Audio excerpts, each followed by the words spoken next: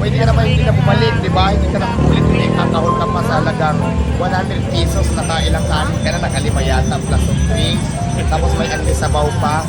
Pwede mo naman sa akin sabihin na kung natalo ka doon, iwata, wala na akong kumatahe, balik ko rin yung 100 pesos ko, hindi ako nasarapan, di ba?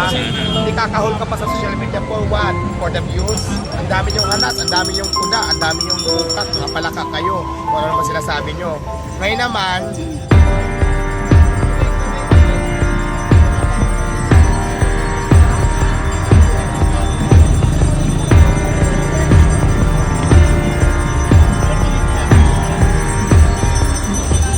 shoutout na diba, sa diba, welcome naman dito, pero may issue lang talaga na pag pumahol ka, tama yung pinahulan mo. Kasi diba, baka mamaya mali ka talaga.